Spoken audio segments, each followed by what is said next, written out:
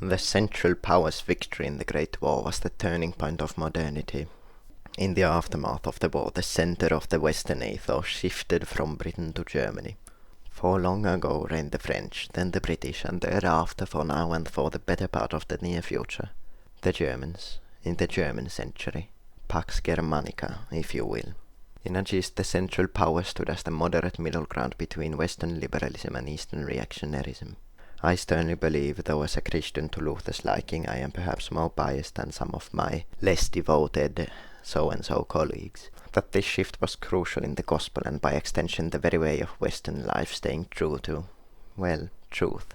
Should the Great War have seen the victory of the Entente, either Britain or Russia would eventually have come out on top as the defining superpower of the 20th and 21st century, and if the former, the West would have been perverted into a hellish secularism without duty or morality per the natural development of Western libertarianism, and if the latter, the West would have been perverted to a backwards fundamentalism comparable to the furthest reaches of Persian Shiism per the natural development of 19th century authoritarian Russian orthodoxy. It's all very difficult to put concisely. I suppose it's best to explain this view I hold in exploring an alternative world, to answer the age-old question, what if the Entente won the Great War?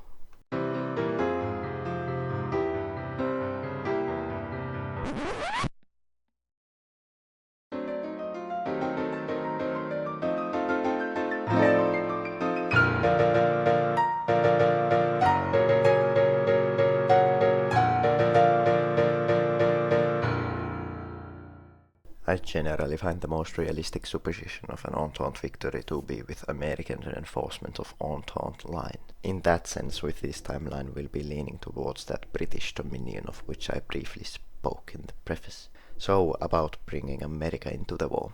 Perhaps the best approach is supposing different leadership, since Woodrow Wilson was so eternally cowardly in militarily dealing with the Germans. Most noticeably only protesting where others would have declared war in dealing with the issue of German unrestricted submarine warfare. But then who are the others who urged war? Of the candidates of the previous election of 1912, both Wilson and Taft of the Democrats and the Republicans advocated for neutrality. So let's look to the uniquely third promising candidate of the election, the bull moose himself, Theodore Roosevelt, of the Progressive Party. Though Theodore Roosevelt himself had studied in Germany and quite respected the Kaiser on a personal level, he was staunchly weary of the Germans as a challenger of the Monroe Doctrine, especially in the Caribbean. So if we say, for example, that the Germans proved themselves more of a threat during his presidency, giving his claims more legitimacy, and that his successor in the Republican Party, Taft, cocks up in some grave manner, and furthermore that Woodrow Wilson's campaign and reputation is severely damaged by, well, something, we can say that Theodore Roosevelt wins the election of 1912 and later of 1916. It's not a wholly superb series of suppositions, but this video really isn't about America, so go with it. One thing I will note though is that with the Progressives' victory as a third party, and with their extensive progressive reforms during their 8 years in power, America breaks its cycle of being a two-party system. Predictably over the 20th century, parties such as the deeply conservative Old Democrat, then the conservative socialists and the libertarian capitalist liberals form as well, splitting from the Democrats, progressives and Republicans respectively. But anyhow, Europe. Let us say that America joins the war in October 1915, a few months after the sinking of the British RMS Lusitania, which killed 128 Americans, and in our timeline resulted in mere protest from Wilson. Yeah, the Lusitania sank in May, but let's say that the Congress or whatever protests declaring the war for a while, namely that the Americans only get to the Western Front for the spring of 1916.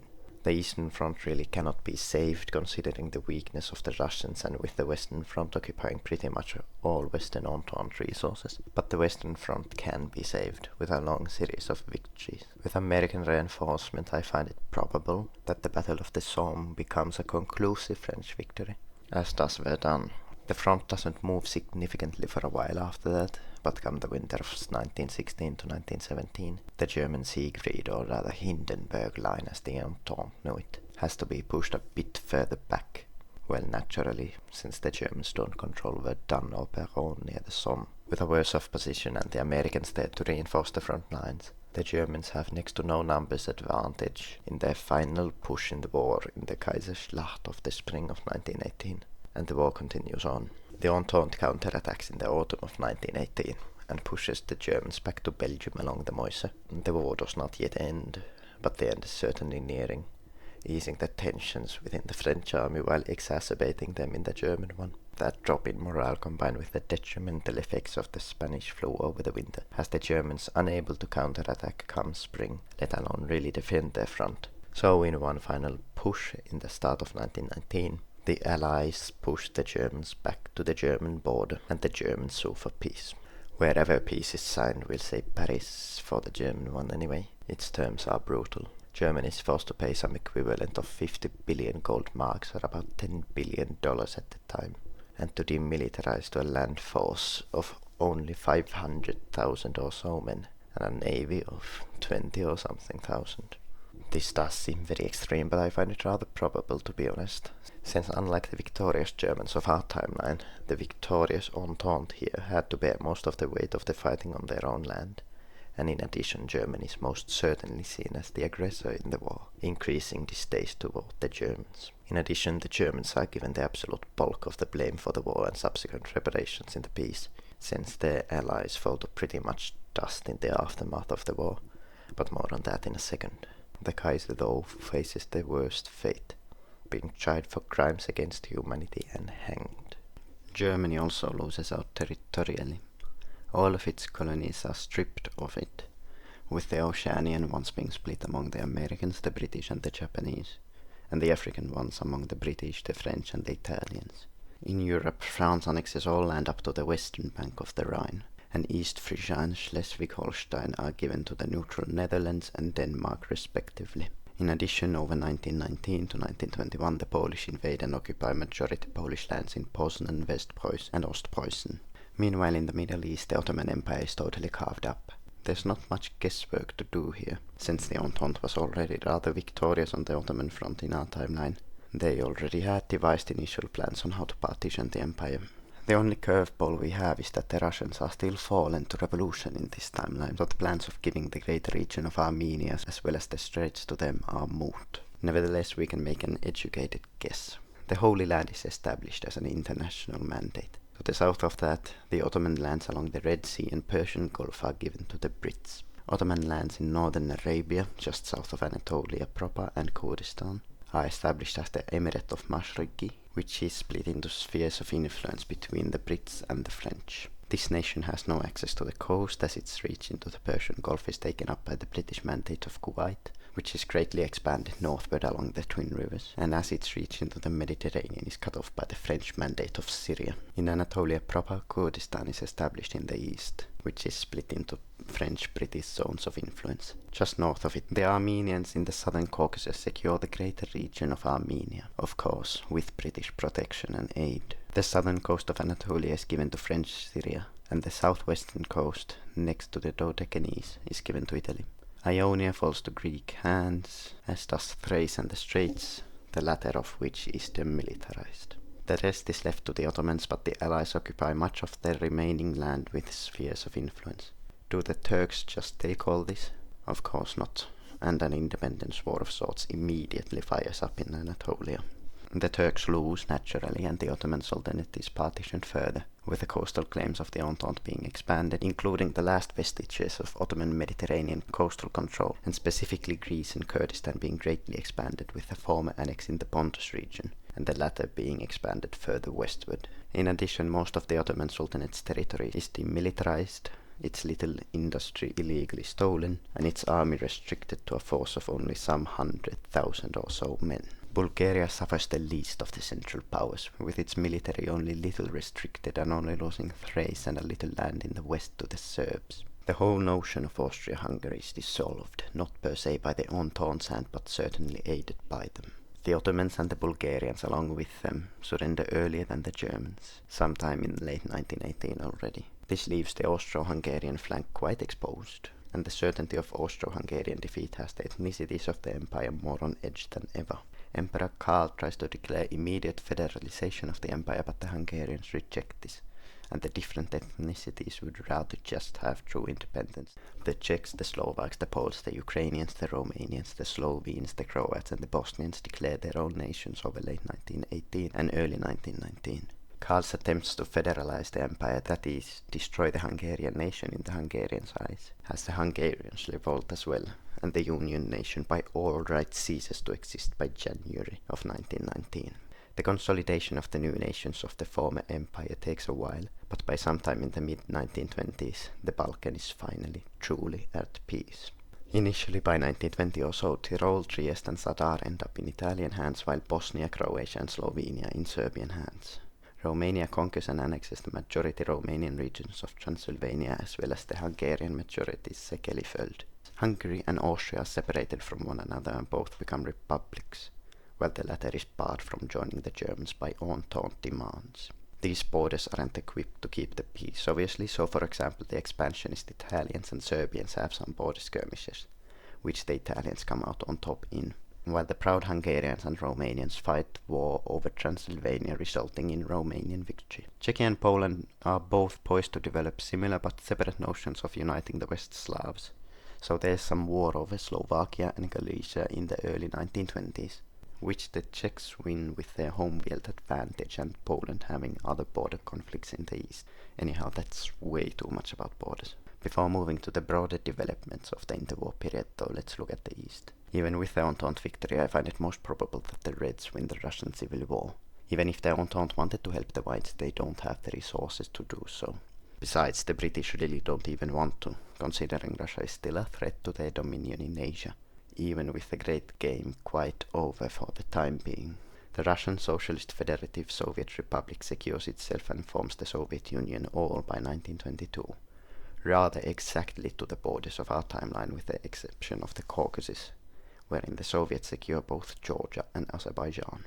Worthy of note, instead of the Germans forcing the Russians out of free Eastern Europe, it is the Eastern Europeans themselves who do it, allied in the Polish-led Intermarium military alliance. Asia goes a little different than in our timeline. For one, the Japanese actually expand a bit, securing Tsingtao and many Oceanian islands for themselves. I can't see China going very differently though. Here, instead of the Germans being the main supporter of the Gilles clique, it is the Britons and the French.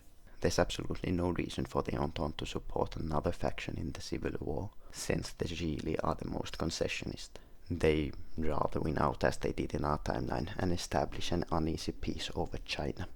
As the 20s roll around, the world undergoes dramatic shifts as it is licking its wounds from the past war. America returns to its isolation, not having gained much from the war at all but bitterness. Britain joins the fold, not only because it feels slightly cheated but also because with Germany knocked down a peg, it can dare to focus on its imperial dominion. Furthermore, the liberalization of the empire over the next decades and growth of its population is making it less stable. Britain must focus more on the empire, lest she lose it all. With Britain leaving European politics, its entente with France is effectively over. France is left to bear the burden of upholding the Western order in Europe. Its relations with Italy significantly improve and the two become the main actors of the so-called Continental Entente. With time, the Continental Entente expands to include Greece, Romania and Zaporozhye, that is, Czechia, Slovakia. The formalization of the military alliance, and more specifically Belgium's joining it, is the last straw to dispelling Britain from the continent, as thereafter it no longer guarantees Belgium. Anyhow, France's aim with these alliance expansions is to ensure that no Great War really happens again. To that end, France tries to encircle both the Germans and the Hungarians and Bulgarians with allies. However, with France drawing the Zaporozhye, the entirety of the Intermarium is rather out of the question as the decades march on. On a more general note though, the 20s of the Continental Entente and Anglo world are defined by prosperity. Employment's better than ever with less workers to go around, meaning an increase in wages. Consumer purchasing power increases, and the economy is booming. France especially benefits from the rebuilding due after the war. The famine and misery of the beginning of the decade are distant echoes of memories as the halfway mark approaches. That prevailing economic prosperity and past military tragedy shapes Western society rapidly. In our timeline, the French and British were on a long path of liberalization ever since the late 18th century.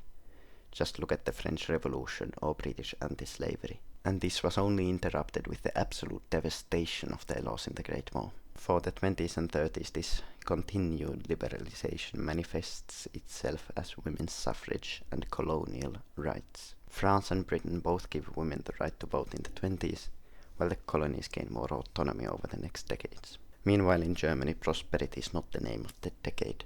Wilhelm III inherits a partitioned and fractured nation, the people of which are on a long trek in the valley of the shadow of death, burdened so by starvation and destitution as by disability and destruction. Worse yet, that trek is defined by, for the turn of the new decade at least, by continuing strife in civil war. As in France in our timeline, socialists and communists organize in vast swaths of Germany in this timeline, while independently acting reactionary paramilitaries violently shut them down. I imagine the German Revolution ending in rather similar fashion as in France in our timeline, with the moderates and liberals winning out, that is. The far right isn't yet united enough a movement for it to win out. The communists are too radical a movement to win out, as no moderates choose to work with them, and even the conservative establishment is too wounded by the war. With Germany, though, since democracy was previously a bit wonky, it rises true in the fallout of the revolution, much to the dismay of Wilhelm III. For the first half of the 1920s, German governments are disgustingly unstable, most falling in under a year. But from the halfway mark of the decade onward, a coalition of the liberals and socialists actually managed to improve the German economy. And while nothing is great by any means, the nation knows not famine. More on that in a bit though. The rest of the former Central Powers are doing quite unremarkably. Hungary and Bulgaria fall to right authoritarianism over the 1920s, while the Turks fall to communism, aligning with the Soviet Union. The new intermarium, for its part, is its own string of authoritarian military governments with mostly nominal democracy, with the ever-prevalent threat of the Soviets in the East forcing so. The world is shaken in 1931 with the London stock market crash. Though the Americans stand in more favorable position with the flow of international capital in the early years after the war, considering the Entente is actually around and capable of paying their debts. The simple vastness of British dominion has the later flow of capital surge to London, as it were, more so once a significant portion of German debts are paid, and once American dominance is subverted after the New York stock market crash of 1925, which really has no reason not to happen. Besides, with the Britons needing to spend next to nothing on rebuilding, they invest more in the new nations of Eastern Europe, which of course is quite lucrative. Be as it all may, come 1931 the world economy revolves around London, and once its stock market crashes, a Great Depression sweeps the world stage. You know the story. It's the same as with the Berlin stock market crash of our timeline, but with the dates and actors swapped around. For Britain it will mean colonial revolts, for example in India. For France it will probably begin a period of stagnation, and for Germany it will mean a radical upturn of ideology. The moderates take the bulk of the blame for not preventing the inevitable, and the radicals in turn gain more popularity in the misery of the fallout. Communist popularity skyrockets, but along with it so does the far right. With the Kaiser still in play, the far right will be rather split, I'd imagine, but regardless form a coalition to seize power and stand against the communists. From radical to extremist, I'd imagine far-right factions include the junker elites of the Fatherland Party, who are traditionalist, protectionist, authoritarian and staunchly monarchist. The National Conservatives, who are conservative, free market, authoritarian and monarchist. The Social Nationalists, who are conservative, socialist, totalitarian and openly anti-monarchist. And finally the Old Nationalists, who are reactionary, corporativist, totalitarian and anti-monarchist. Such is naturally an unstable coalition, no doubt, but unstable times precede unstable politics, as France has proven so often. Be as it all may, with the Kaiser broadly on their side, with his support of the DVLP, it should come as no surprise that the reactionary faction, as it should be called, ultimately wins out, after some staged scandal gets blamed on the communists and the intervention of the Kaiser is justified in that time of emergency to bring the right to power. That scandal could really be about anything, but let's, for a causal events timeline's sake, say that the Reichstag is lit aflame and burnt to a crisp by the right, but blamed on the left. Come say 1933, then the reactionaries secured their grip on Germany, with the first and foremost act of the government being the banning of the revolutionaries and those posing danger to the democratic system and the fatherland. In effect, the KPD, the KAPD and the FAUD are banned outright, and their leaders jailed and executed as traitors.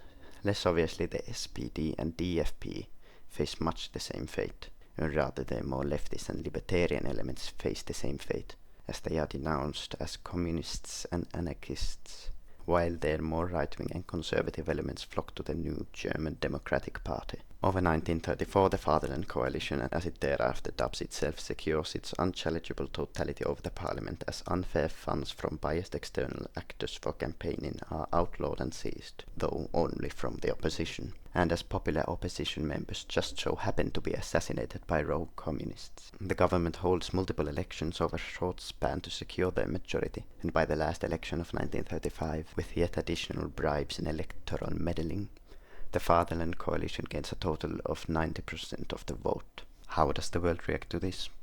Well, official German sources, now controlled by the coalition, heavily mitigate the effect of the political terror in general, while blaming what they do report on the opposition. Of course, foreign sources portray the German situation more openly and fairly, but even they hardly get the totality of the terror outright. In general, for the West at least, it is known that the rising Germany is not truly a democratic and just nation, but reactions to it vary. In France and Italy, vague notions of judgment are extended to the Germans, but no action is taken. Britain and America are more ambivalent, not caring to intervene in any capacity whatsoever. As for the rest of Europe, the old Central Powers hardly care, sharing much in ideology, while the communists do, as they always do, loathing the rising nationalist regime. Most worried and opposing are the Poles and by extension the Interwar, as now they are not only threatened by the Soviets to the east, but the Germans again in the west. Some do though celebrate the new German regime, most notably some Americans, as nationalism is generally in high regard, and Germany's threat far away. That international approval grows more over the next few years with the early stages of the Fatherland Coalition's reign. See, those early stages of the coalition's reign are marked by vast and swift economic upturn. Being a faction comprising largely of the Junkers and one supported by the Kaiser's wealth, it has the capital to spend on financing new construction projects to restart the economy. In effect, though that capital is nominally directed to industrial projects, a large portion of it goes to military means, factories and road infrastructure for tanks and whatnot. In addition, being a totalitarian faction, it has the capability and motive to institute quite untold corporate entities and rather harsh workers' laws, especially by modern standards. Aligning with the socialism and corporativism of the social nationalists and the old nationalists, most industries of the same sort and their production are standardized in so-called corporates, and aligning with the staunch illiberalism and reactionarism of the national conservatives, women are banned from the workforce and men's working hours are raised to 10 each day, along with slight but noticeable wage cuts. Brutal and drastic as it all may sound, it works, and it works well. From 1933 to 1937, unemployment drastically decreases from some 6 million persons to only 800,000. All the while, German army size is roughly doubled, and the air force and navy greatly expanded. Not all is well in the fatherland though, not in its government. The passing years highlight the instability of the coalition, as most all decisions seem to be a compromise to keep the fracturing alliance stable. In the background of all triumphs of the Fatherland Coalition, there is a tooth and nail fight for power. The last nail in the coffin is struck over the monarchism issue.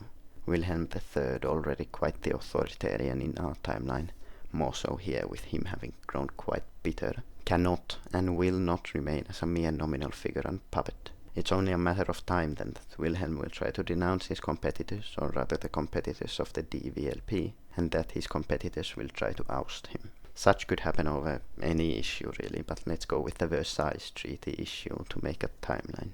See, even though Germany is prospering under its new leadership, it is still but a fraction of what it was before the Great War. All parties of the Fatherland Coalition agree that the Versailles Treaty must eventually be renounced and German dominion over Europe re-established, but the means to this is contested.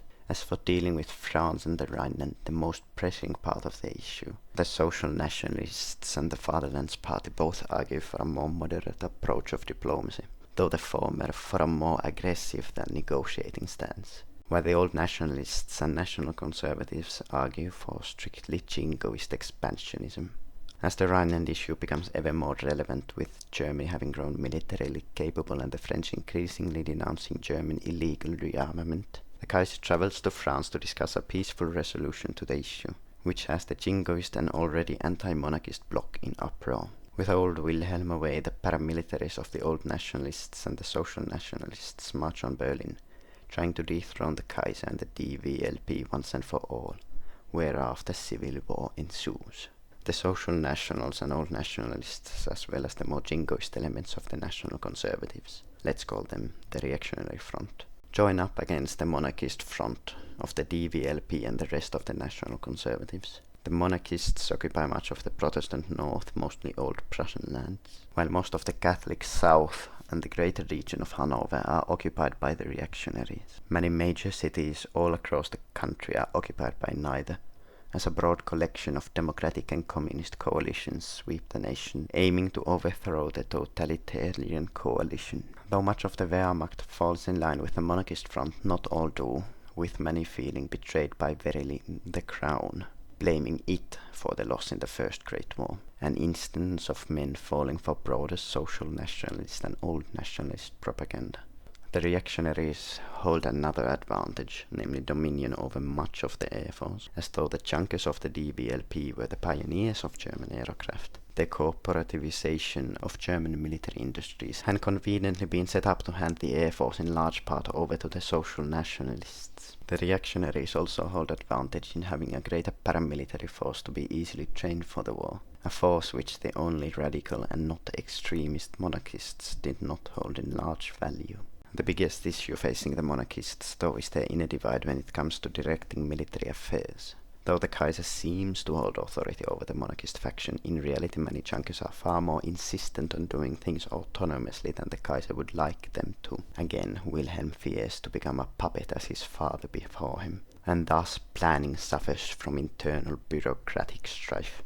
All this combined has the reactionaries win out in just about half a year. Though the French do try to arm the broad democratic communist coalition, it gets nowhere in the end. As the situation is beginning to seem increasingly bleak, Kaiser Wilhelm flees the country. Over the course of the civil war, the reactionary front is, by instance of accidents resulting in death and by necessary command structure centralization, formalized into one single unit and one party, the Volkspartei Deutschlands, which is mostly just the old nationalist People's Party, having the same leaders and all. The totalitarianism of the new Volkspartei puts that of the former coalition to shame, reducing it to a distant blur along with the moderates. All other political parties and affiliations are outlawed, democracy fully abolished, and a dictatorship established. It's hard to say who would be dictator considering the plurality of changes already and sheer amount of assassinations, but let's go with Alfred Rosenberg, that Baltic German nutjob, pan-German nationalist from our timeline, with all his strange syncretic Christian, Germanic pagan racist ideas. In effect, the new ideology of the party and nation, let's call it Valkism after the Volkspartei, is a combination of fanatical jingoism with xenophobic nationalism, all under a totalitarian government. The Germans are supposed the greatest culture to ever inhabit the earth, and should therefore hold dominion over all of it, securing that dominion through conquest. Of course, first on the chopping block is Europe. The party quite immediately transforms Germany into a state at war in every regard. All industries are set and standardized in corporates towards military production and means, and the economy is set to military standard in every other regard, under which consumer goods are nothing if not forgotten. Ponzi schemes and seizing of political opponents' wealth or other illegal means are used to finance rapid German remilitarization.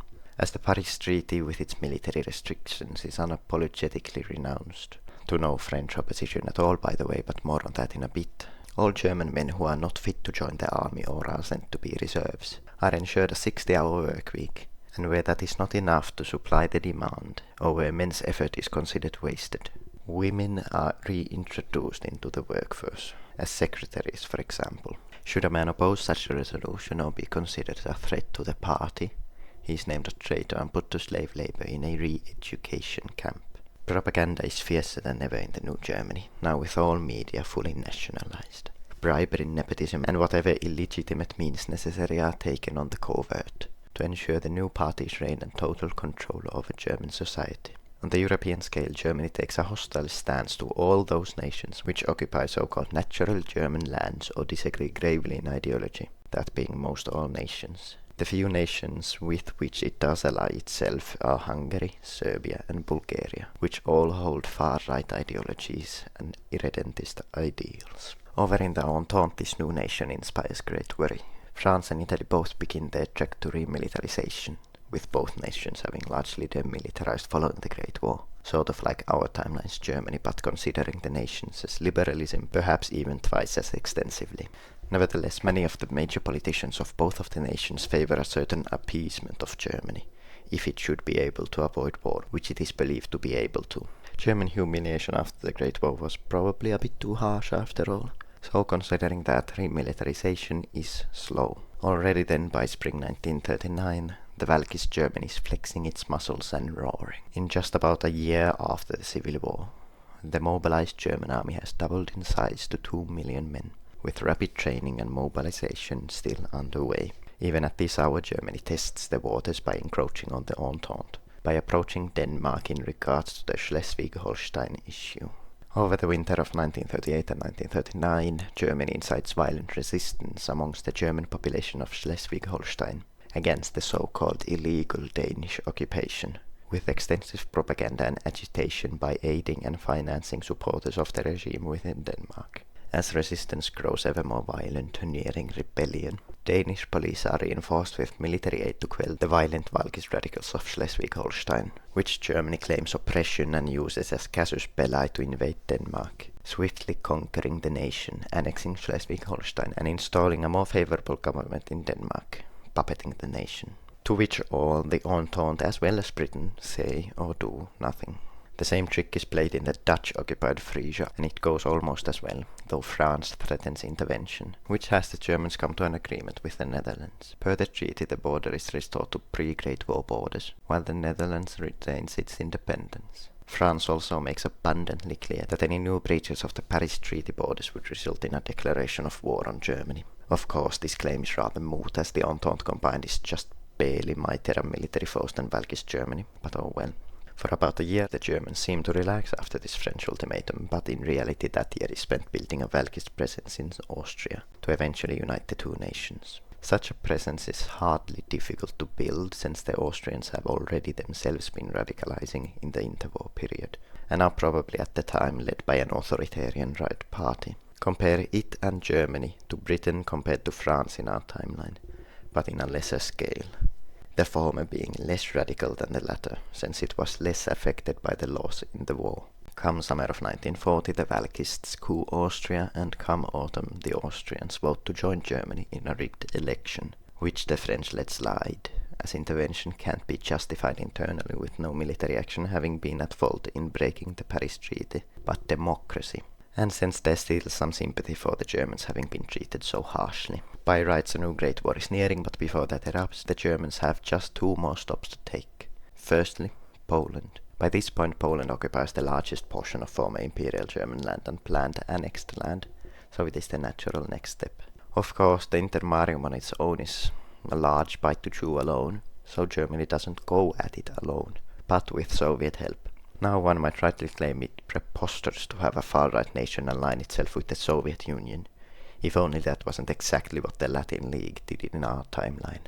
For the Germans and the Soviets, they agreed to sign a non-aggression pact, do some trade, since both are rather isolated, and how to partition the Intermarium. The Germans and Soviets having conquered the Intermarium over the summer of 1941 then, with their technological and numbers advantages respectively rendering the war a fast one, the two powers split the Polish alliance amongst themselves. Germany occupies most of Poland up to the Bug River, Ukraine and eastern Galicia, as well as Lithuania, annexing the imperial borders as well as the planned Polish strip, as well as the Suwalki and Memeland regions, while puppeting both Poland and Lithuania. The Soviet Union for its part formed Soviet republics in its lands, annexing them. Next, to placate their Balkan allies, to tie up some loose ends before a Western war, and to further unite the German peoples under one nation, the Little Entente, as it is called, comprising Zapadoslavia and Romania, is on the chopping block. Now the Little Entente is a separate alliance from the Continental Entente, having been formed shortly after the aftermath of the Great War to ensure its member nations' safety from both the Hungarians and the Intermarium.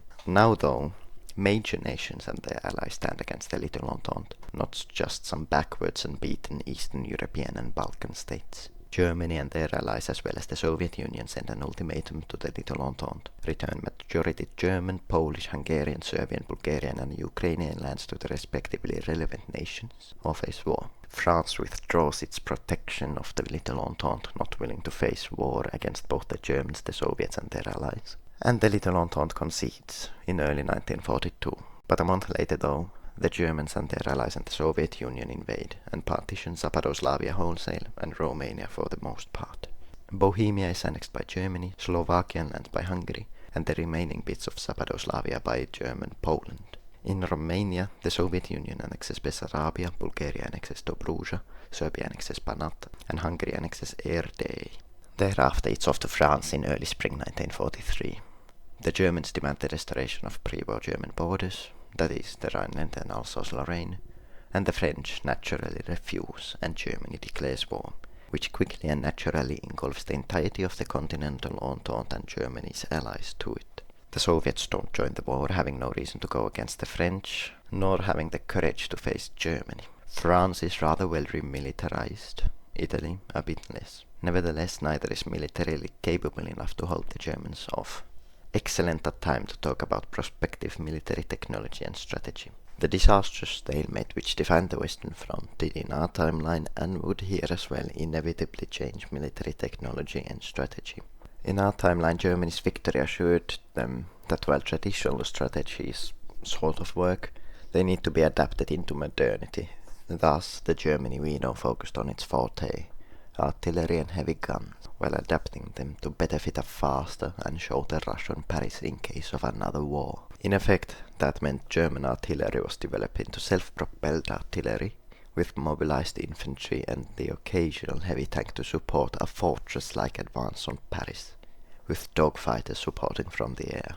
To the France we know, their loss in the Great War led to the development of their infamous hypermobile and asymmetrical doctrine of warfare, as it was neither reasonable to defend, as reconquest was their aim, nor was it possible to mobilize a large traditional force considering the devastating losses of the Great War. The French adapted for a mix of highly specialized small combat forces as well as, well, literal guerrilla warfare for the rest. In this timeline with the changed victors and losers, that changes as well, though the conditions of the two nations necessitate more than a simple switch around. Firstly, the French have neither the manpower to support an offensive war against Germany, nor the relative closeness factor to Berlin that the Germans of our timeline did on Paris. Thus, the French likely decide to double down on the whole trench warfare thing, hoping to win a war of attrition by taking a strong defensive stance, in practice by building large fortifications along the German border even before the war, all the way along the Rhine. The Germans for their part have proven that their traditional way of artillery is ineffective, and that they cannot handle another trench warfare situation. Thus the Germans focus more on the other thing which they excel at, aircraft, while taking a page from the book of the true breaker of the trenches, the tank. In a word, the Germans focus on mobile warfare, with a strong bomber support to break the ground, and with equally as fierce a dogfighter support to break the air. Now, as the Germans don't have the empire to work with that they did in our timeline, they focus far more on light tanks and aircraft. Anyhow, the Second Franco-German War. Though French plans of heavily fortifying the Rhine are executed rather without flaw, the plan itself is hardly flawless. Namely, what the French forget to consider is the Germans themselves, those in the French Rhineland, of whom a small but significant enough portion are ideologically in line with German reunification, and thus sabotage French supply lines and incite rebellion. The French try their hardest to quell the German resistance in the Rhineland, even instating a true and brutal military occupation, but are ultimately unsuccessful. The German rebellion in the Rhineland does not incapacitate the French defences along the Rhine, but it does weaken them enough in certain parts to allow the Germans to cross the river. Having actually surpassed the fortress line, the German advance is rather trivialized. The French army is built for static warfare, while the German one for mobile. Along with operations through the Netherlands and into Belgium, the Germans crossed the Rhine from the east into Rhineland proper and managed to encircle a large portion of the French front line. Now encircled, French supply lines are cut, and the encircled French starved or shot into submission. French attempts to break the encirclement just lead to further German advance, and more smaller encirclements of the French. Soon enough the Germans have secured their hold over the Rhine, and the French are forced to retreat to their backup defensive lines time and time again, until about a year after the war's beginning, when the Germans reach Alsace-Lorraine, whereafter the French sue for conditional peace. Meanwhile, on the Italian front, while the Serbs are barely a force to be reckoned with, neither are the Italians. Over some 2 months, the Serbs force the last of the Italians out of Dalmatia, while the Germans slowly advance into Tyrol. Over in Greece, the Germans' allies' advance is slowest. By the conclusion of the war, the Bulgarians and the Serbs have only managed to advance into Thrace and eastern Macedonia.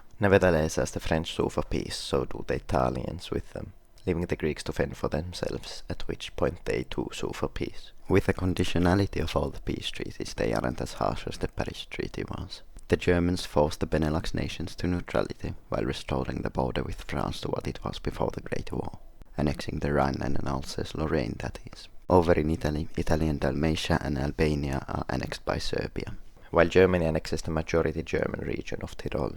As for Greece, Bulgaria annexes eastern and western Thrace and eastern Macedonia, while Serbia gains western Macedonia. The desperation caused by the unpreparedness of the Italians, the vast fronts the Greeks face, and the grandeur of the German threat, causes a recalling of French, Greek and Italian troops from Anatolia, while giving the Turks the opportunity to invade and occupy those regions in the last months of the Franco-German War.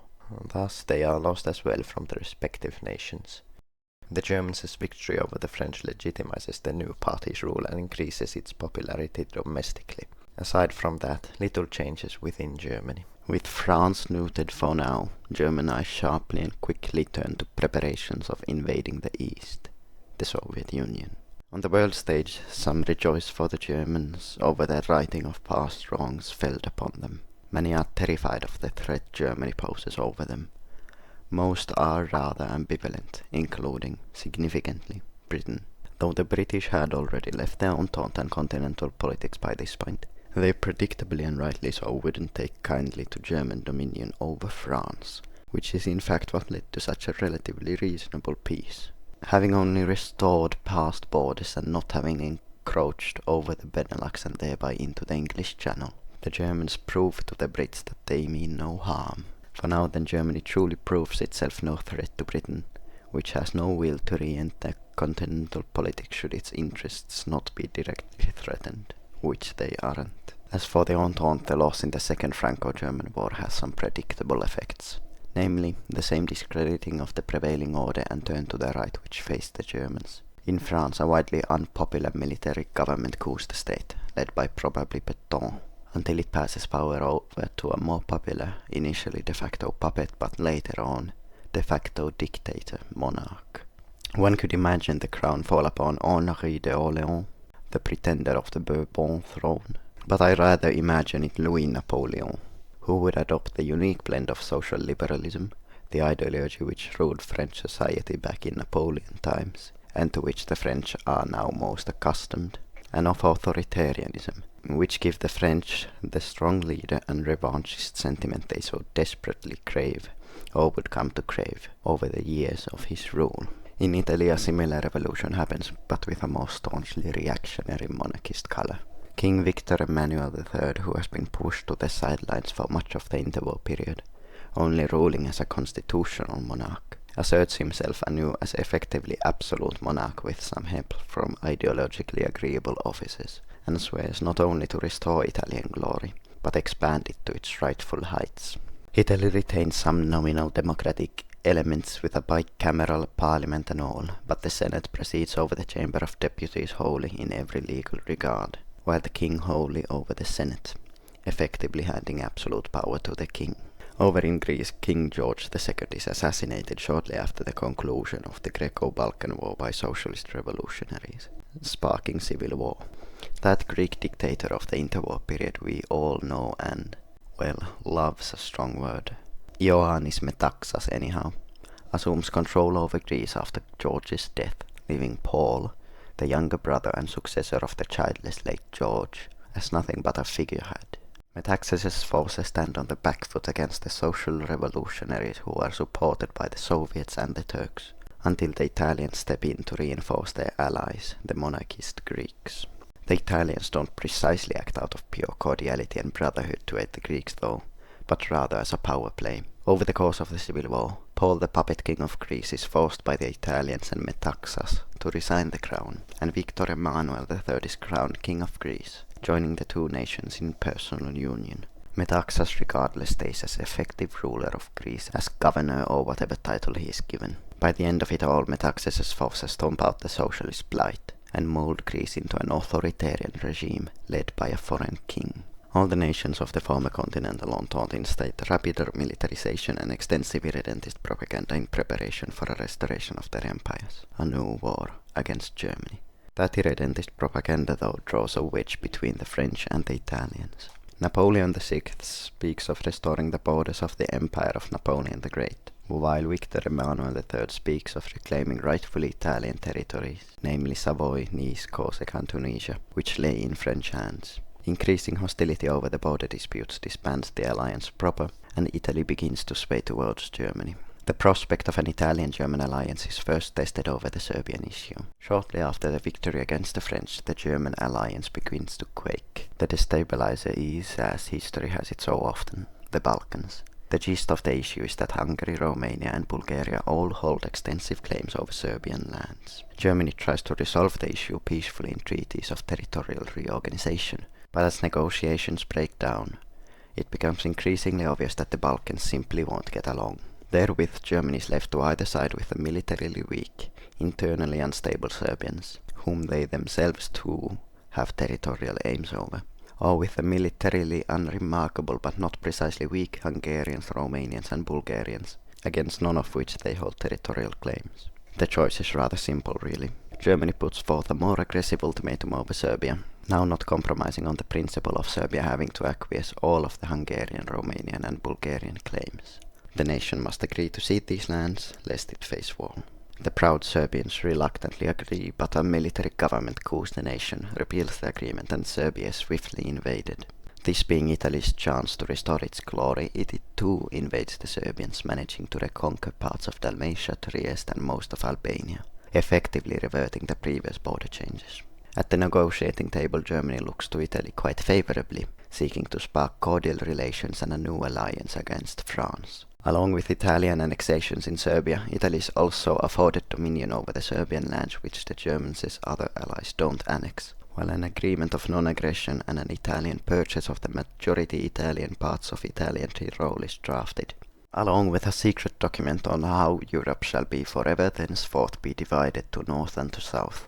In a gist, Italy shall be granted dominion over what it already has in the Balkan, as well as the Italian parts of Switzerland, south of and including Aquitania, while Germany and her allies have dominion over everything north and east of that line. Anyhow, after about a year more of preparation after the conclusion of the Franco-German War, in the spring of 1945, the Germans invade the Soviet Union. How does it go? Well, it goes well. Even with a further 3 years preparation time compared to our timeline and additional territory in Eastern Europe, the Soviets are still the Soviets and militarily base. There have thus been no real significant suppositions on the Soviets from our timeline, except maybe that the Soviet army is more geared to defense than to offense than in our timeline, which really shall amount to nothing if the Soviets are as base at that as they were at offense in our timeline. Besides, it's not like the Soviets have been preparing for war for the 3 additional years. Stalin's doctrine of socialism in one country does not gear the state for war, not really, as all military means are rather put on defense than offense, and defense needs less resources overall. Such is done for the pure reason of lifting the socialist state up first, as a shining beacon to the world, to a position where it can spread the gospel of socialism. Besides, the non-aggression pact with the Germans will last for multiple years yet, surely. What possibly have we to worry about? That's right, it's playing the Stalinist delusional card. Just look at the purge. Why should he not be inclined to believe the Germans on their promises of peace, even as their troops are mounting on the border and as intelligence concludes that invasion is near? That trade and peace is beneficial to both the Soviet Union and Germany after all. Be as all may, the Germans invade and the Soviets aren't prepared.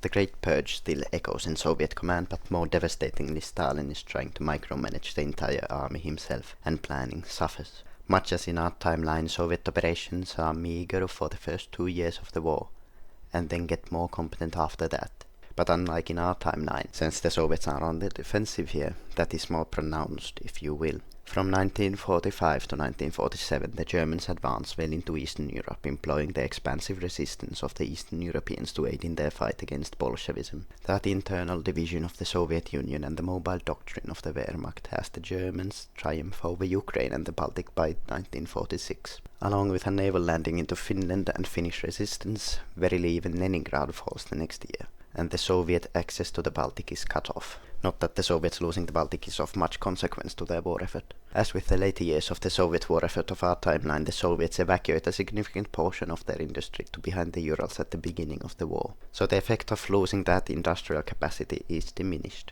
As for the other way in which losing the Baltic could be of significance, that being trade, it really is inconsequential as well, considering the Soviets aren't trading with the international world, just as we know them not to have done. That being not of their own volition. Come 1948, the Germans faced the first real hurdle on the Eastern Front, that being Moscow. The ever-expanding front against the Soviets, even with their Eastern European allies, stretches the Germans thin, amounting for a weaker force against Moscow than initially planned. Additionally, and it is hard to state enough, the Soviets have the men to spare on the millions to defend Moscow. The battle for Moscow comfortably becomes the largest battle of the war. The Germans' first offensive on Moscow, though, in the autumn of 1948 boasts only some 500,000 men and is thwarted. The winter then sees a Soviet counteroffensive of some 1 million men, which again is rather thwarted. As the Germans are busy in the east, beginning their next major offensive on Moscow in the spring of 1949, the west has the revanchist French now invade the Germans. It may seem an early invasion, but I find it rather probable. The French never really were militarily incapacitated after the Second Franco-German War after all, and the revanchist spirit is strong. Besides, what's a more reliable way to crush the Germans than a two-front war? Anyhow, the past 5 years have seen a rapid reorganization of the French armed forces to a more offensive force. Verily, the French army is developed to much the same shape as the German one of our timeline, but with more heavy tanks and the like, and a lesser focus on air. In fact, the French seem to simulate the Germans on more levels than that, as their main strategy is pretty much the Schlieffenplan, but reversed. Unlike the Germans, though, the French really don't need to invade the Belgians, with the two nations aligning interests and their shared military history. The same goes for the Dutch, with but a little persuasion, and the French front against the Germans quickly expands from merely Alsace-Lorraine to along the entire Benelux. German resistance is fierce, but the German preoccupation on the Eastern Front has the French on superior footing for the beginning of the Third Franco-German War. The French managed to push all the way over the Rhine and into Frisia in the north, but are halted there. The Germans managed to push the French back to the Rhine again, where the French re-employ what is left of their interwar defences therein. The Western Front moves back and forth thereafter for about a year, while on the Eastern Front the Soviets get their act together and further German advances are halted, and Moscow more secured in counter-offensives. The Western stalemate is broken not of either party's own accord, but by the Italians, who declare war against their former allies, the French, after some convincing by the Germans. After all, the now irredentist Italians have little to gain from invading the Germans, but everything to gain from invading the French. The Italians' sudden invasion of France proper and of Tunisia demands a rapid relocation of French troops from the German front, and this gives the Germans the edge to break through the French Rhinish fortifications once again, and really just pull another 1943. This time, though, there is no early peace out for the French, but a full invasion and occupation of mainland France. Come 1952. Continental France and its northern African colonies are conquered, but France does not sign peace. Nevertheless, the Italians and the Germans proceed as if peace were made, as the war is effectively won, and divide France up. Germany now puppets the Benelux nations and annexes Limburg from the Netherlands, the eastern bank of the Meuse from the Belgians, and Nancy from France, pretty much to the borders of our day's Germany. Italy, for its part, annexes Savoy, Nice and Corsica and subsumes French North Africa into its fold.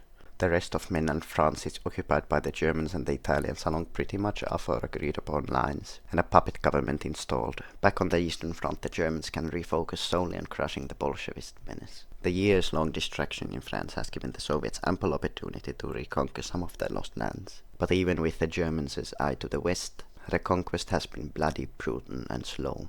In Eastern Europe, the Soviets have hardly managed to push to the extent they did in our timeline, and that might be a stretch. The Soviets' main advance, though, has been in the Balkan, where a recent breakthrough through the Bosporus Straits has let the Soviets and the Turks push all the way to Sofia in Bulgaria. With the Soviets in Bulgaria, Italian interests are threatened, and with a stronger Italo-German alliance forged in the earlier war and further secret agreements made behind closed doors, the Italians now join the fray against the Soviet Union as well. In our timeline, the Soviet Navy was never a force not to be reckoned with, and neither is it here. So reckoned with the Italians, who now, with their victory in the Great War and all, have a modern navy. The Italian navy, along with marine landings along the Aegean coast of Anatolia, managed to block the supply lines of the Soviets and the Turks in the Balkan, encircling them. Further naval operations along the Mediterranean coast of Anatolia secures an Italian foothold in Turkey, which in a little under a year is fully conquered, leaving the Italians able to conduct more military operations against the Soviets into Crimea and in the Caucasus. Meanwhile, on the Eastern European front, the Germans re-begin large-scale offensive operations against the Russians to moderate success, but with the Soviet command structure now more decentralized and the purge largely lost to the pages of history, the Germans are at best an equal force to the Russians, who hold the home field advantage. Luckily for the Germans, though, the year is 1953, and just as in our timeline, it is Stalin's time to die of natural causes. In our timeline, as you well know, he died without a successor, which ultimately gave rise to the conditions for the Second Russian Civil War and the fall of the Communist Soviet Union. The Republicans' cause was amplified by the loss in the Second Great War, which naturally doesn't apply here. But the Soviets' continuing war effort and the recent successes of the Germans' offensives does the same to destabilize the Soviet Union and give rise to rather the same conditions which resulted in the Second Russian Civil War in our timeline. As Stalin passes from a stroke in his sleep, the Soviet command structure fractures.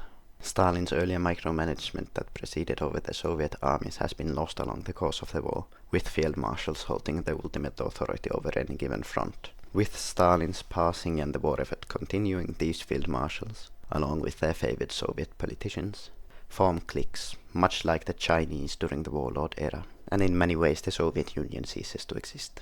With European Russia in turmoil, Siberia is mostly left to fend for itself, and more warlord cliques arise therein. In the most eastern of these cliques, around Vladivostok, all the way to Lake Baikal, a Republican, anti-communist movement arises, and the Second Russian Civil War begins. For the first years of the Second Russian Civil War, the Republicans in the East advance very rapidly, which forces the poorly-organized Soviet Union to scrap together what it can to Siberia to prevent the whole Union's collapse, which in turn further reduces resources directed to the Western marshals, weakening their forces, and sowing discord between the Union's leaders.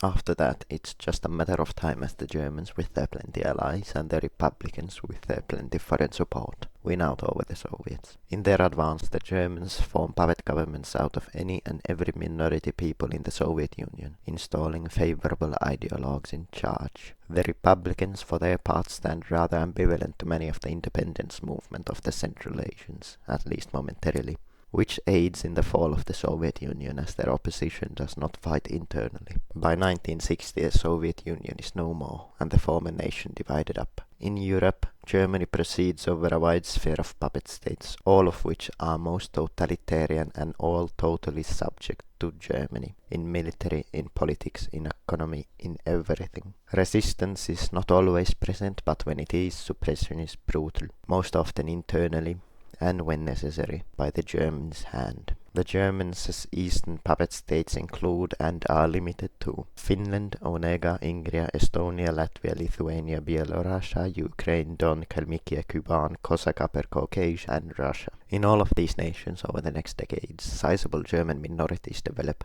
as Germans are given exclusive rights to settle in these nations. In addition, with the Valgist ideology of the Germans, the whole notion of the nation-state gains a certain mythology to it, allowing for the creation of states for peoples whom hardly exist at all in the day, such as the Onega Finns and the Ingrians, and for more populous peoples to seize their own throne, such as the Estonians and the Latvians. In Central Asia, numerous new nations claimed their independence decades before our timeline, only to be challenged by the Republican Russians in the coming decades. The rest of Russia, Siberian Russia, falls under the Republican dominion, where a true democracy quickly falls to a nominal one, and oligarchy arises. Russia is not without its chances of democracy by no theoretical means, but the loss of European Russia most probably results in the rise of revanchist dictatorship. But anyhow, that's far too much about Europe and for far too long. Let's take a short leap 2 decades back and a short stroll over to Asia. The question has probably been pressing on many of your minds for a while now. What of Japan? What of China? Well, it's actually all rather boring, with Britain and its long alliance with Japan being the primary European colonialist on the East Asian scene, instead of Germany, who always sided more with the Chinese. No real great East Asian war happens in the 20th century.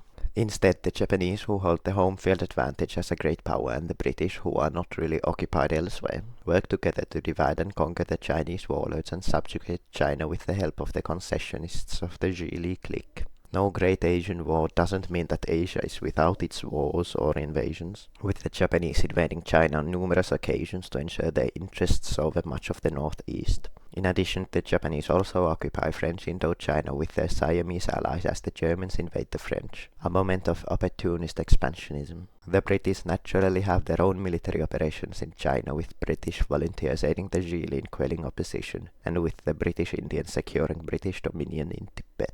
All in all, the first 2/3 of the 20th century has China developed into a bureaucratic nightmare led by a corrupt autarky of Japanese and British oligarchs and companies. To say crime is common is to put it mildly. Bribery is the main income of the police force. Murder makes for a good resolution to disagreements, and heavy liquor pairs nicely with opium. Returning to the world stage come the 60s, continental Europe enters a new peace, and the world a new era. This era, let us call it the Cold War, is one defined by the leading superpowers of the world being very close geographically, but ideologically as if light years apart. It should come as no shock that this brings forth an uneasy atmosphere between them, even a hostile one at times, but nothing as extreme as all-out war. No, much as in the latter half of the 20th century in our timeline, nuclear arms effectively prevent the outbreak of another great war. The development of nuclear weapons is slower than in our timeline, with the Americans never warring Japan and not having the cause to develop them, but they do get developed. The British are likely the first to develop nuclear arms, probably in the middle or early 50s, as their development isn't well funded. The Germans are the next to develop nuclear arms, probably just around the conclusion of the Soviet-German War in 1959, them bombing the final holdout of the Soviets, Yekaterinburg, to dust. After that, the British and German nuclear arsenals quickly expand to the thousands in just a matter of years, securing peace between the two nations, lest both cease to exist. The Cold War pits its two primary superpowers against one another in a myriad of different ways than ideology, and in all competitions as an expression of one ideology's superiority over the other. Aside from the continuing development of nuclear arms and military technology more generally, the advancement of other forms of technology becomes a focus. In the German sphere, the development of civilian technology suffers compared to what could have been.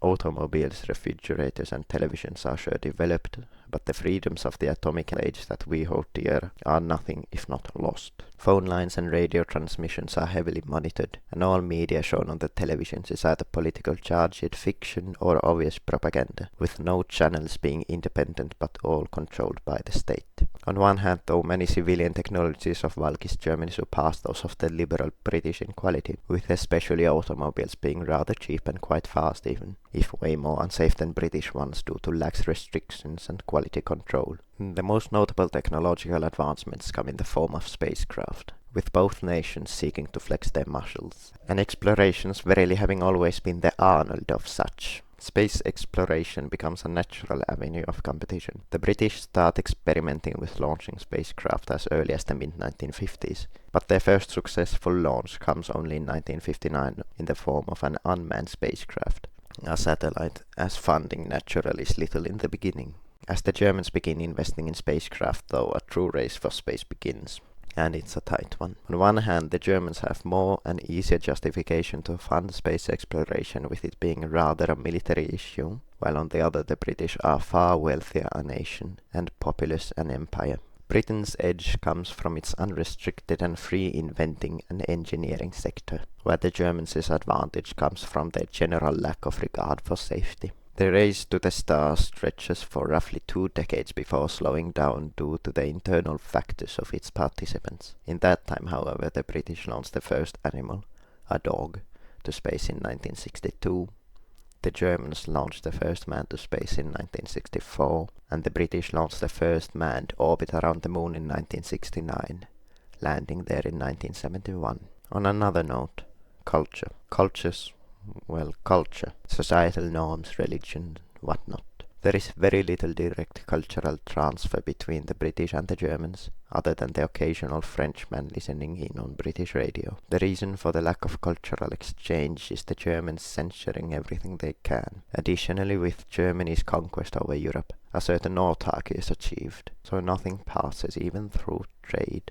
There is an indirect link between the continent and the Isles, though, that being through Italy, as Italy is open to both filling in where the German autarky is lacking, as well as to proper trade with the British. That latter fact has the Italians adopt elements of British culture, which in addition to seeing Italy liberalize over the decades, has British fashion and musical trends cross over to Germany. On a more concrete note, German culture is a totalitarian one, where art, fashion and media are dictated by the Volkspartei to fit their ideology.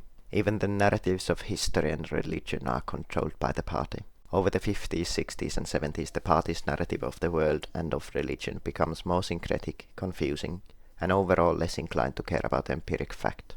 The positive Christianity of the early years of the party rather rapidly loses its more traditional Christian edge, with especially Catholicism being brutally phased out, as the Protestants of the North prove more cooperative with the party. The strict monotheism of modern Christianity is eroded, first by a more concrete narrative of demons and devils. Next, the strict monolatry of the New Testament is soon forgotten, with Christ, now seen as a verily Germanic-blooded figure, as that is viewed as the superior people, being but a part in man's salvation, its spiritual salvation, while the pagan gods of the Germanics, such as Odin, Thor and Tyr, are given more credit in man's earthly salvation and protection. Naturally, as with religion always, hoi polloi aren't devoted syncretics, but so party-agreeable devotees as more staunchly traditional Christians and full-on pagans hold positions of power in and out of government. The Germans' brutal control of even societal worldview stretches beyond their borders. The Catholic churches of the Benelux, Poland and Lithuania are suppressed time and time again, which raises hefty discord with the Italians, but Italy too, having developed nuclear weapons, prevents all-out war between the two nations. The Orthodox of Eastern Europe are suppressed far more, with no foreign power really to raise a finger over that issue. In all the German puppet states, like in Germany, syncretic Protestantism is promoted where necessary, while native pagan gods where possible. Outside of religious life, continental European society is highly militarized, and to sound like a broken record, totalitarian. Conscription is mandatory for all men, while women's schooling and employment opportunities are limited, with women's role being the caretaker of the family. The police force becomes really only an extension of the military, more concretely outside of Germany proper, with the streets of German-occupied Europe being patrolled by soldiers.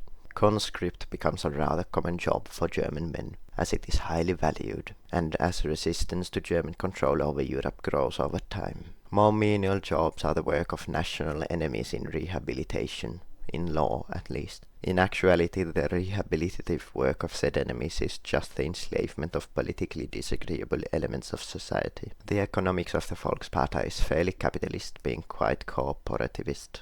Companies sure are collectivized in cooperates, and some basic societal healthcare needs are shared to the people for cheap, but mostly for veterans and mothers. Other than that, though, taxes are on the lower side of what can be expected of a totalitarian society, and the flow of basic consumer goods being dictated by free consumers, well, as much as is possible within wartime rationing, which is an eternal element of German society. It suffices to say, like all totalitarian regimes, The German corporativist one isn't one capable of lasting indefinitely, or even for a time stretching beyond a few decades. The rigidity of standardized production across corporates cripples innovation, and the extensive intervention of the government in many wage issues and subsidizations reduces consumer purchasing power over the decades. For quite a while though, the continuing war economy and propaganda of a national survival holds the economy up artificially, along with the plunder of political enemies and the grave exploitation of especially the Russians. Over in the British world, the economy is freer, more stable in the long term for growth, but it too has its challenges, along with the entire British Empire.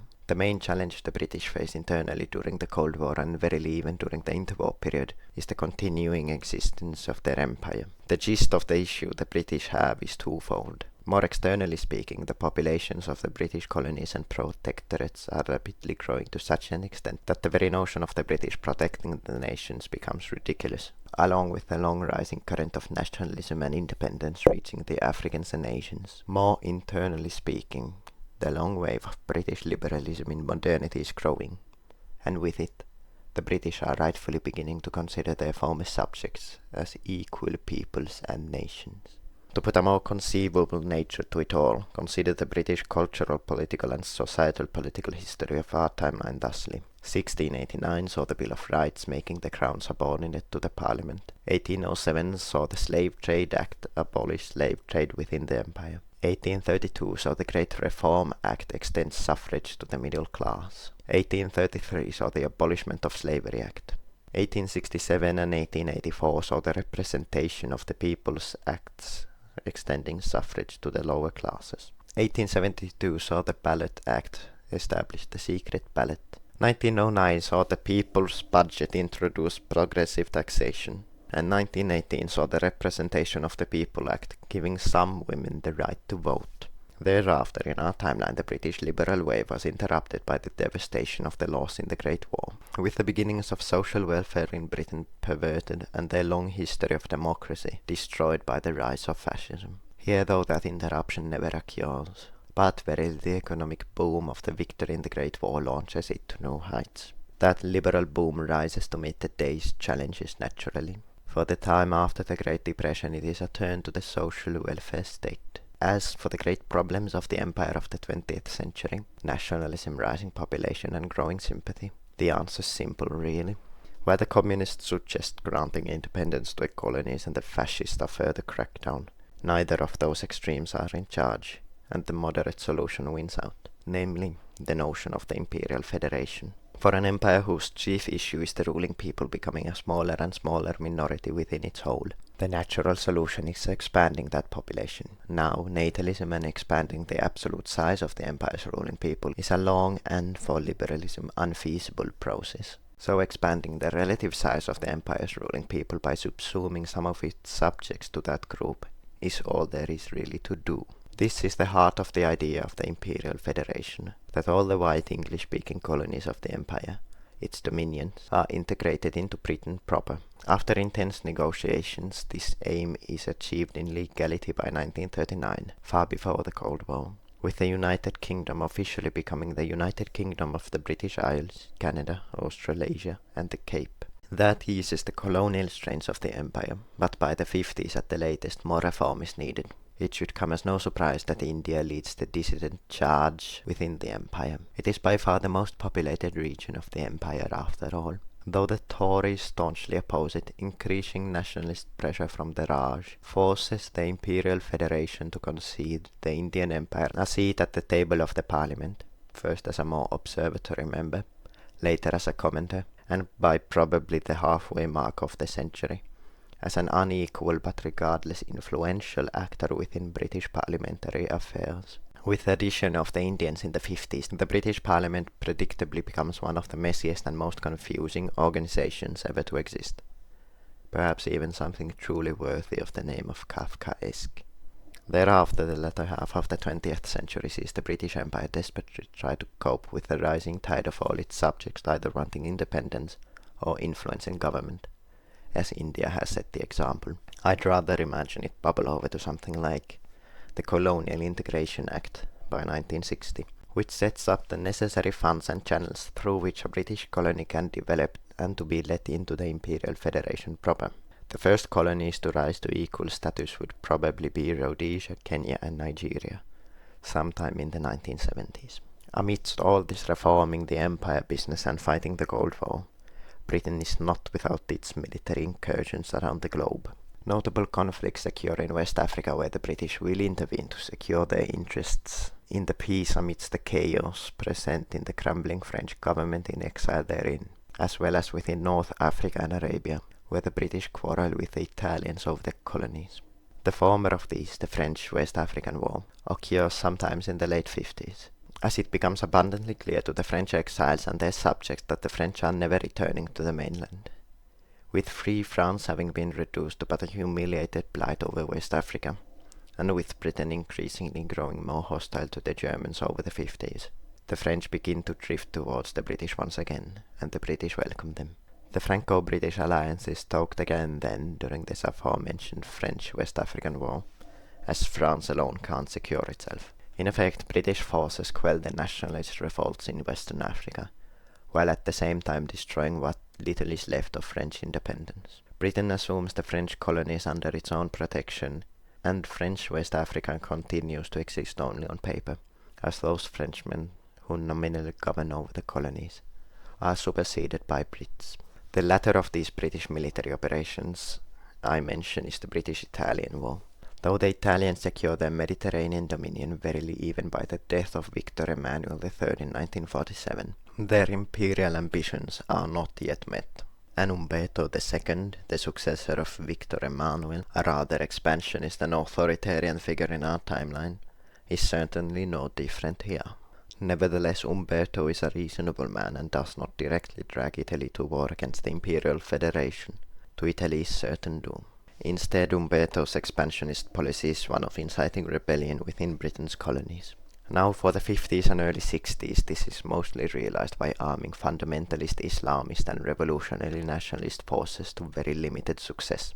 An unintended side effect of this, though, is the rise of fundamentalist Islamist terrorism, to really show its face only later on in the 20th century, in the form of extensive illegal persecution of the Jews and of the Christians of the Middle East by jihadist groups. The Italians' power play only really starts to show its effect after the Imperial Integration Act of 1960 within the Imperial Federation, and after that act's first successes in the late 60s and early 70s in Africa.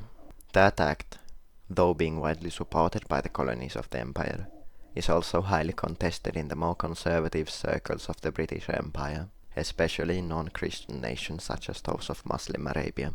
Those conservative circles, weary of losing their limited nations and central principles and values to British hegemony, start calling for independence, some through legality, most through revolution, and the latter group is supported by the Italians. The exact devices and events which spark full-out war within British Arabia and thereafter with Britain against Italy are impossible to predict this far into the alternative timeline, but the most likely catalyst is Egypt, since it controls the Suez Canal, which is important to Britain on the international scale, and since it is unstable with its numerous ethnicities on the national scale.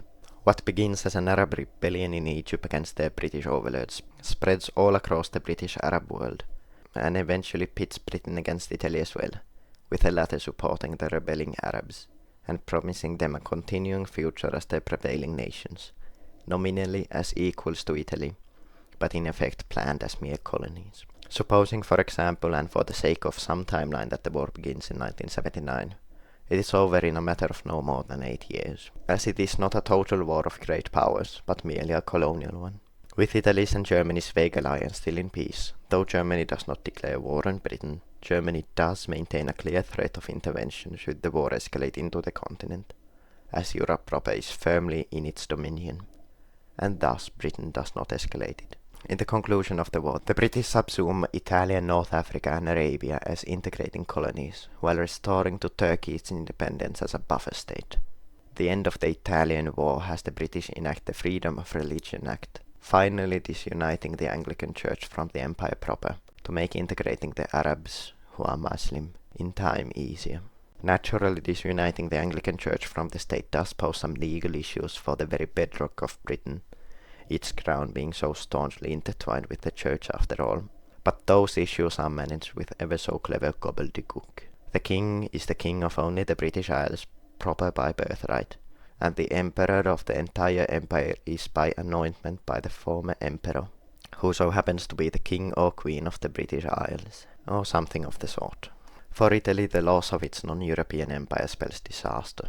The authoritarian revanchist monarchy is discredited, and sharply changes out. Umberto II resigns, and the crown is momentarily passed down to his son, Victor Emmanuel IV, until the democratic movement forces him out too. Italy swiftly transitions into a functioning democracy, albeit initially an unstable one, and over the 80s it drifts closer and closer to Britain on the world stage, with Italy losing its crown. Its legitimacy of rule over Croatia, Serbia, Albania and Greece is destroyed, and these nations undergo very similar republican transitions, though not all become truly democratic. Croatia, for example, gains its independence only to become equally an authoritarian and expansionist society as the former Italy which ruled over it for so long. Such results in an Italian-Croatian war over Dalmatia, which the Italians naturally win out in, along with Serbian help, resulting in the Serbian annexation of Croatia as the nation begins to rebuild the Yugoslav ideal. Over in Germany, the fall of the Kingdom of Italy begins the true downfall of Valkist rule. By the 1980s, the nation has already seen many dictators under Valkist rule, probably being at its third by now, of which each has been more liberal than the last, as to ease the tensions created by this absolute xenophobia and totalitarianism without and within Germany proper. The fall of the authoritarian monarchy of Italy proves not only to the German people but also the German subject peoples that an alternative to the increasingly unpopular totalitarianism is achievable. The rebellions and national revolutions of the past decades become more common, and Germany is increasingly forced to compromise to keep its rule over continental Europe. Italy's fall also impacts the German economy, as its European autarky never was and still isn't complete, and it has to rely on Italian trade to supplement areas of its economy, which it now realistically cannot, without Western culture and influence pouring over en masse. Therefore, Italian and German trade stores to a halt for the remainder of the third dictator's reign, which in turn highlights the absolute stagnation of the German economy. Realistically, the German economy, being a controlled one, has been struggling ever since the late 60s or early 70s, as non-free market economies simply can't work in the long term. The effects of the German economic growth slowing down or stopping completely are quite lost to the Germans though, as the nation has functioned on the limitations of the military economy ever since the rise of Valkism, with its rations and all. The Valkist downfall truly begins as France breaks its chains, overthrowing the fascist puppet regime in, let's say, 1989, and securing its independence by besting the Germans in war. While any of the German subjects could theoretically be the ones to cast the yoke first after being inspired by the Italians, the French are the most likely, being a populous and developed Western nation. At around that time, the third German dictator dies or resigns. His successor is more liberal a man than he ever was, and as the times are tough, he announces slow and gradual implementations of policies of economic, of press and of individual freedoms. By no means is that fourth Valkist dictator aiming to crumble the third German empire, but that is the fruition of his aims. As the press and movement of people becomes freer, the stagnation as well as the atrocities of the Valkist regime become ever more clear.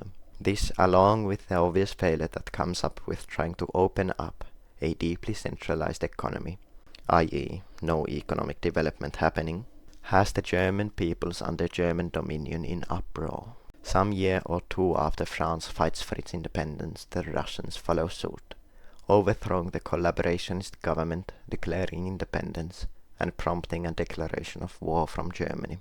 This in turn inspires the other peoples of Eastern Europe to do the same, and soon enough Germany is facing a war it cannot win. Worse yet, the revolutionary sentiment echoes to Germany, and people protest en masse on the streets, calling for democracy.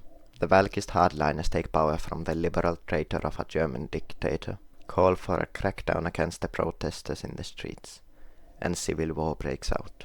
For the third time in the century, the Germans are in civil war. Alas, this one isn't as bloody as the previous ones. The order to the soldiers to indiscriminately shoot their own countrymen for so little as protesting does not bode well with most of the military. So much of the armed forces joined the Republican front. Come, say, 1995 then, Balkist Germany faces rebellion in the entirety of its empire, as well as a widely popular revolutionary republican army in its homeland. An army which is backed up by the British and the French. Needless to say, the Balkist regime is fully overthrown by the end of the year, and its leaders shot, hanged or imprisoned. The new Republic of Germany makes peace with the former Germany's former subjects in the east of Europe, and Europe and the whole world enters a new era. The Imperial Federation is the undisputed hyperpower of the world stage. It is the most societally liberal nation that has ever existed, with no signs of becoming any more conservative anytime soon, nor even having a possibility of such. It is a nation unlike any other in modernity. It is a nation without a people, without a religion, and without any values other than the unfounded and abstract ones of human dignity. Religion is in law a matter of individual choice and freedom, but in effect, much of the Federation is without any true faith to them at all, and is very critical of the religious. Who's to say what core aspects of humanity really are lost in Britain's aim to unite the human race, especially over the next centuries? Is the plurality of language lost, all to speak English? Are the roles of the sexes lost, men and women to be one and the same in manner, appearance and duty? Is the right to think for yourself lost, not in totalitarian censorship, but rigid cultural norms and expectations? One thing is for certain, the Imperial Federation, spanning across all the populated continents, is the wealthiest and most populous nation to ever exist. It is the beacon of the liberal ideal, branded as the truest form of freedom. There is no shaking it.